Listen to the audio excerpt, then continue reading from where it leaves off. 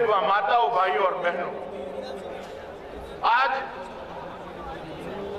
Bharatiya Janata party ने, दिल्ली प्रदेश Bharatiya Janata party ने अभी अभी जो चुनाव हुए उसमें भारतीय जनता पार्टी के विजय के बाद जो तीनों मुख्यमंत्री भारतीय जनता पार्टी के बने हैं उनके स्वागत के लिए कार्यक्रम रखा है। मित्रों, 2014 का साल भारतीय जनता पार्टी के लिए विजय वर्ष के लिए इतिहास में जाना जाएगा। यही 2014 के साल में जब देश निराशा की गर्त में डूबा हुआ था और भारतीय जनता पार्टी ने देश के सामने नरेंद्र भाई को प्रधानमंत्री पद के प्रत्याशी बनाकर चुनाव लड़ा और देश की जनता ने पूर्ण बहुमत के साथ भारतीय जनता पार्टी को सरकार बनाने का मौका दिया। सरकार बनाते ही जिस तरह से केंद्र सरकार ने काम करना चाहिए उस तरह से मोदी जी के नेतृत्व में काम शुरू हुआ और जो निराशा का भाव था, देश भर में एक हताशा थी, उसकी जगह आशा का संचार हुआ, विश्वास का सर्जन हुआ और उसके बाद जो 4 राज्यों के चुनाव आए 2014 में, चारों के 4 राज्यों में भारतीय जनता पार्टी ने अप्रत्याशित सफलता ली है और 4 में से 3 राज्यों में भारतीय जनता पार्टी मुख्यमंत्री बना सकी है और जम्मू कश्मीर में, जम्मू के आज तक के इतिहास में जम्मू कश्मीर के भारतीय जनता पार्टी सबसे ज्यादा सीटें पाई है और इस चुनाव में सबसे ज्यादा वोट पाकर सबसे बड़ी पार्टी बनी। मित्रों, आज जब इन चारों राज्यों के विजय के लिए एक कार्यक्रम आयोजित किया गया है तो इस मंच पर से भारतीय जनता पार्टी की ओर से मैं चारों राज्यों की जनता का हृदय से आभार व्यक्त करता हूं, क्योंकि उन्होंने न केवल भारतीय जनता पार्टी को जिताया है, भारतीय जनता पार्टी का मोदी जी के नेतृत्व में जो विजय रथ चल रहा था उसको दिल्ली तक पहुंचाने का काम ये चारों राज्यों की जनता ने किया है। मित्रों, भारतीय जनता पार्टी ये वादा निभाने वाली पार्टी है। भारतीय जनता पार्टी जो वादा करती है उस पर कायम रहती है। हमने जब जनता के सामने गए तब काफी वादे किए, काफी चीजों को उठाया था, कुछ मुद्दों को भी उठाया था और जब देश में हमारी सरकार बनी है, नरेंद्र मोदी जी के नेतृत्व में भारतीय जनता पार्टी की एनडीए की सरकार बनी है, तब उन सभी मुद्दों पर हमने काम करना शुरू किया है। कुछ जगह तो काम समाप्त हो चुका है, कुछ जगह शुरुआत हुई है और कुछ जगह उसका रोड मैप बनकर काम करने की शुरुआत करने की तैयारी है। मित्रों, हमने कहा था कि भारतीय जनता पार्टी की सरकार आएगी तो यूपीए ने जो महंगाई दी है वो महंगाई से हिंदुस्तान को हम मुक्त कर देंगे।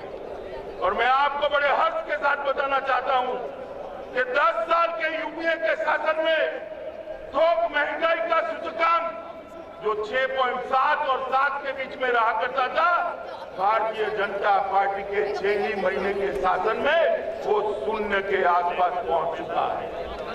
10 साल तक ये यूपीए के शासन में डीजल और पेट्रोल के दाम कभी घटते नहीं थे। ये 7 महीने के अंदर 10 बार डीजल और पेट्रोल के दाम घटाने का काम भारतीय जनता पार्टी की मोदी सरकार ने किया और मैं बड़े विश्वास के साथ कह सकता हूं मित्रों, हिंदुस्तान का हर नागरिक, चाहे कोई भी आय ग्रुप का हो, किसी भी वर्ग का हो, उसके बजट में 1500 से लेकर 4500 रुपए की बचत करने का काम ये महंगाई कम कर भारतीय जनता पार्टी की मोदी सरकार ने 10 साल तक महंगाई दूर कर नहीं पाई। 100 दिन में महंगाई दूर करेंगे, ऐसा वादा करने वाली कांग्रेस 10 साल तक महंगाई दूर कर नहीं पाई। मोदी जी की सरकार ने ये काम 7 महीने के अंदर कर जनता को महंगाई से मुक्ति दिलाई। हमने वादा किया था कि हम अगर सत्ता में आते हैं, मोदी जी देश के प्रधानमंत्री बनते हैं और भारतीय जनता पार्टी की सरकार बनती है, तो इस देश को बेरोजगारी से मुक्त कराने का काम हम करेंगे। प्रधानमंत्री जी ने प्रधानमंत्री बनने के बाद लाल किले से जो पहला भाषण दिया, उसमें उन्होंने मेक इन इंडिया का नारा दिया। और मेक इन इंडिया का नारा अगली सरकारों की तरह सिर्फ नारा नहीं रहा। एक ही महीने में मेक इन इंडिया की योजना बनाकर देश के सामने रख दी।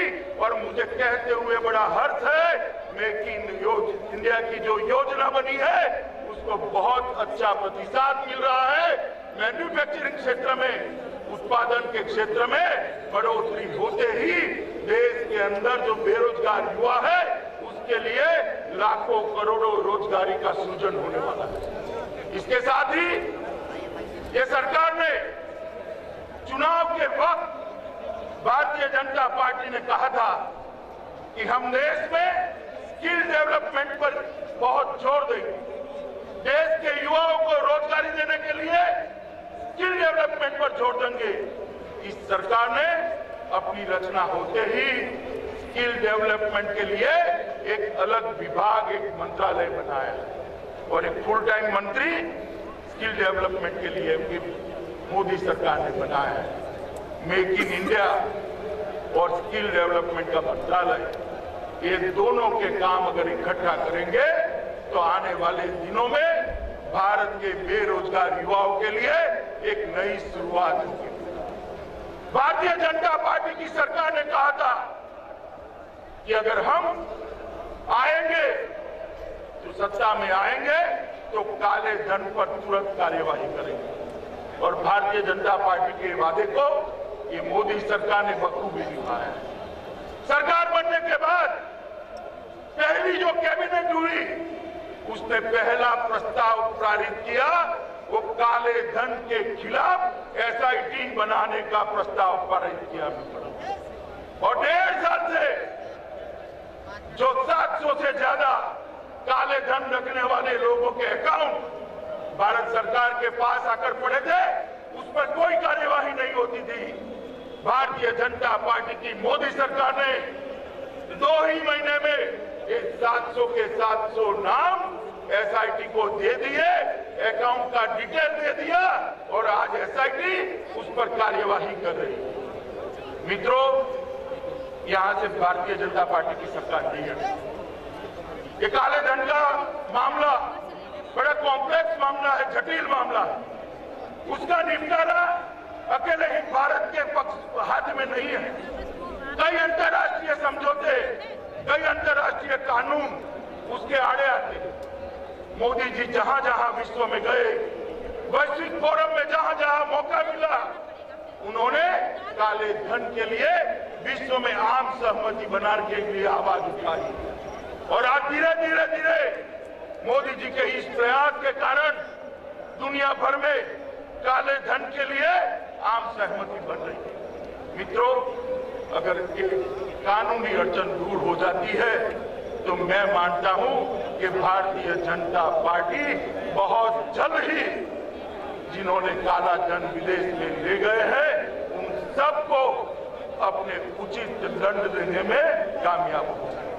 मित्रों, आदर्श ग्राम योजना के माध्यम से इस सरकार ने हर संसद सदस्य और हर विधायक के लिए एक आदर्श ग्राम की योजना बनाई और इसके तहत आज देश के हर जिले के अंदर 7-8 गांव आदर्श गांव बन रहे हैं। और मैं मानता हूं कि ये आदर्श गांव का मॉडल बाकी गांव को भी आदर्श बनने के लिए प्रेरित करेगा और जो जिले का आयोजन है वो भी इस मॉडल के आधार पर हर गांव को आगे बढ़ाने का काम करेगा।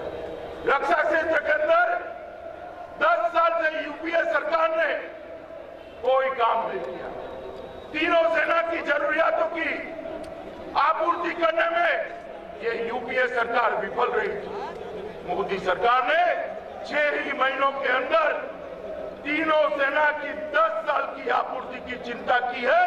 सभी ऑर्डर देने का काम समाप्त हुआ है, टेंडर निकालने का काम समाप्त हुआ है। और मैं बड़े गर्व के साथ कह सकता हूं कि हमारी सेनाओं को सुसज्ज करने में मोदी सरकार ने जो अग्रिमता रखी है, इसके कारण इस देश की जनता की सुरक्षा सुनिश्चित हुई। पहले मित्रों, पाकिस्तान की ओर से कश्मीर की सरहद पर और पंजाब की सरहद पर कई बार गोलीबारी और आज भी होती है, मगर मोदी सरकार आने के बाद, भारतीय जनता पार्टी की सरकार आने के बाद बहुत बड़ा फर्क पड़ा है। पहले गोलीबारी की शुरुआत पाकिस्तान का सैन्य करता था और उसकी समाप्ति भी पाकिस्तान की सेना ही करती थी। अब गोलीबारी की शुरुआत तो पाकिस्तान की सेना करती है, मगर उसकी समाप्ति हिंदुस्तान की फौज करती है। ये फर्क पड़ा है। यूपीए सरकार थी तब यहां से जवाब नहीं जाता था। भारतीय जनता पार्टी की सरकार बनी है, वहां से गोली आती है, यहां से गोल आ जाता है, ईंट का जवाब पत्थर से दिया जाता है। देश की सीमाओं की सुरक्षा इस सरकार के अग्रिम एजेंडे पर है। मित्रों, विदेश के अंदर एक 125 करोड़ लोगों का जनतंत्र, दुनिया का सबसे बड़ा लोकतंत्र, इसको जो उचित मान सम्मान मिलना चाहिए था, वो भीषण बघेल के नेतृत्व के कारण सालों से हिंदुस्तान को कभी प्राप्त नहीं हुआ था। मैं आपको पूछना चाहता हूं, आप भी टीवी पर देखते हैं, पहले मनमोहन सिंह जी भी जाते थे, कभी इस तरह का स्वागत उनका होता था क्या? इसको जल्दी भेजो। होता था। अब मोदी जी जाते हैं, अमेरिका जाते हैं, जापान जाते हैं, ऑस्ट्रेलिया जाते हैं, फिजी जाते हैं, ब्रह्मदेश जाते हैं, नेपाल जाते हैं, भूटान जाते हैं, स्वागत होता हुआ आप देखते हैं ना? देखते हैं या नहीं देखते हैं? और मोदी जी जब यूएनओ के अंदर देश की राष्ट्रभाषा हिंदी में भाषण करते हैं, तो देश की 100 करोड़ लोग गौरव से गदगदित हो जाते हैं और हिंदी का सम्मान महसूस करते हैं। मित्रों, 7 ही महीने के अंदर इस सरकार ने विश्व के अंदर भारत को जो उचित सम्मान मिलना चाहिए, वो दिलाने का काम किया है। और आज भारत 7 ही महीने के अंदर दुनिया के अंदर एक प्रमुख देश बनकर रहा है। मित्रों, कई प्रकार के विकास के लिए फैसले करते हैं। विपक्ष, लोकसभा में तो हम पब्लिक के मैंडेट के साथ आए, विपक्ष को करना चाहिए था कि विकास के एजेंडे पर, जनता के कामों पर राज्यसभा में पब्लिक के मैंडेट का सम्मान कर, मगर वो कोई न कोई बहाने से राज्यसभा को स्टॉल किए, रुकावट डालते हैं। जो विधेयक, जो कानून देश के विकास के लिए जरूरी है, उसको विपक्ष रोक कर रहा है, मगर भारतीय जनता पार्टी की सरकार उससे रुकने वाली नहीं है। हमने कोल ब्लॉक के पारदर्शी नीलामी के लिए अध्यादेश ला दिया है। लैंड एक्विजिशन बिल के अंदर संशोधन करने के लिए अध्यादेश ला दिया है। बीमा क्षेत्र में भी एफडीआई की सीमा बढ़ाने के लिए अध्यादेश ला दिया है और अब खनन अध्यादेश भी आने वाला है। अगर विपक्ष के नेता ये समझते हैं कि राज्यसभा स्टॉल कर राज्यसभा में रुकावट कर आप देश की प्रगति को रोक पाएंगे, तो सपना छोड़ दीजिए। ये नरेंद्र मोदी की सरकार है, विकास के एजेंडा पर से कभी पीछे नहीं हटेगी। और ये अध्यादेश जो आए हैं, मैं मानता हूं कि आने वाले सदन में अगर विपक्ष लोगों के हित में, लोगों के विकास के लिए, देश के विकास के लिए हमें सहायता करें, भारतीय जनता पार्टी की सरकार का समर्थन कर इस अध्यादेश को राज्यसभा में पारित करने के लिए मैं उनको अपील करता हूं। मित्रों, ये सभी काम जो हो रहे हैं उसके कारण देश के विकास दर में भी वृद्धि हुई। एनडीए की सरकार थी जब 8.6% पर देश का विकास दर यूपीए की सरकार को देकर हम गए। 10 साल के बाद यूपीए की सरकार ने जब एनडीए को शासन दिया, मोदी जी को शासन दिया, उसको 4.6% पर पहुंचा दिया। और भारतीय जनता पार्टी की मोदी सरकार ने एक ही तिमाही में ये 4.6% को 5.7% पर पहुंचाने का काम किया है। मैं मानता हूं कि बहुत बड़ा काम है। जहां तक दिल्ली का सवाल है, अनधिकृत कॉलोनियों के लिए सभी पार्टियों ने प्रॉमिस किया था, कांग्रेस ने भी किया था, आप पार्टी में भी किया था, मगर काम किया तो मोदी सरकार ने काम किया। संसद के अंदर कानून पारित कर अनधिकृत कॉलोनियों को सहायता करने का काम ये मोदी सरकार ने किया। मित्रों, मोदी सरकार का ये काम और इसके आधार पर भारतीय जनता पार्टी का ये विजय रथ घूमते घूमते दिल्ली आया है। अब दिल्ली में दिल्ली वासियों ने तय करना है, आने वाले दिनों में चुनाव होने वाले हैं, आपको कौन चाहिए? झूठे वादे करने वाली पार्टियां चाहिए या भारतीय जनता पार्टी चाहिए? मोदी जी के नेतृत्व में भारतीय जनता पार्टी का विकास रथ दिल्ली में आया है। मित्रों, थोड़ी देर सुन लीजिए, मुझे मालूम है आप मोदी जी को सुनना चाहते हैं, मगर मैं आप पार्टी को पूछना चाहता हूं कि जब आपकी सरकार बनी तब इसी रामलीला मैदान पर, इसी मंच पर आपने शपथ ली थी और आम आदमी होने का दावा भरने वाले आप लोग मेट्रो रेल से यहां तक आए थे, याद है ना आपको? मैं पूछना चाहता हूं कि आज भी आप मेट्रो रेल में घूमते हैं क्या? नहीं, तो वो सिर्फ एक दिन के लिए नाटक था। जनता को आम आदमी देखने हैं तो हमारे इस मंच पर देख ले। हमारे हरियाणा के मुख्यमंत्री, हमारे झारखंड के मुख्यमंत्री बहुत सामान्य परिवार से आए हैं और बड़े बड़े राज्य के मुख्यमंत्री बनते हैं, मगर सादगी और सहजता मार्केटिंग का विषय नहीं होती। मित्रों, मैं अभी एक आरोप लगा रही हूं आम आदमी पार्टी जहां पे वो खड़े हैं वहां से होगा ये दिल्ली की मतदाता सूची में गब्बे सामने वाले कैमरास के ऊपर से। मैं पूछना चाहता हूं कि 2013 के पहले आपके नेता के कितने वोटिंग कार्ड थे? ये सवाल उठाने के पहले अपने गिरेबान में जाकर देखिए कि आपके वहां क्या था। मित्रों, इन्होंने कहा है कि जब आप पार्टी की सरकार थी तो व्यापारियों पर रेड नहीं पड़ी। एक कोरा सफेद झूठ, 49 दिन के अंदर 150 से ज्यादा रेड आप पार्टी ने दिल्ली के व्यापारियों पे पाड़ी डाली है और वो सबसे ज्यादा है। मित्रों, उन्होंने कहा था कि हम जब सरकार में आए तो 49 दिनों के अंदर ही दिल्ली को 5665 करोड़ का टैक्स मिला। एक आरटीआई की इंफॉर्मेशन के माध्यम से अभी बात बाहर आई है कि सिर्फ 2033 करोड़ का टैक्स 49 दिन में इकट्ठा हुआ था। उनके जाने के बाद 3632 करोड़ का टैक्स हुआ।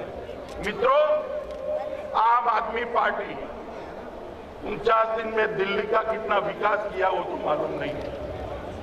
उनके जन्म से आज तक देश की सार्वजनिक जीवन में उनका योगदान क्या है मुझे मालूम नहीं है, मगर मुझे एक बात मालूम है कि आम आदमी पार्टी ने एक रिकॉर्ड जरूर किया। झूठ बोलने का रिकॉर्ड आम आदमी ने बड़े अच्छे से खड़ा किया है और झूठ बोलने में आम आदमी पार्टी को कोई नहीं हरा सकता। दिल्ली के मुख्यमंत्री के दावे करने वाले लोग बनारस भी गए थे,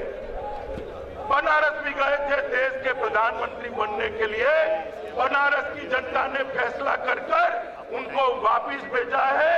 मैं आज इस मंच से आप को कहना चाहता हूं कि देश भर में विकास होने के बावजूद भी अगर दिल्ली ठीक नहीं होती, दिल्ली प्रदेश ठीक नहीं होता, तो वो विकास कोई मायने नहीं रखता है। दिल्ली की जनता विकास करने के लिए, दिल्ली को एक विश्व का सबसे अच्छा शहर बनाने के लिए, दिल्ली को हिंदुस्तान की राजधानी के अनुरूप गौरव दिलाने के लिए भारतीय जनता पार्टी के साथ आए और मोदी जी के साथ मिलकर एक नया दिल्ली बनाने का हम स्वप्न साकार करें। आप लोग मेरे साथ दोनों हाथ खड़े कर मुट्ठी बांध कर बोलिएगा, भारत माता की, भारत माता की।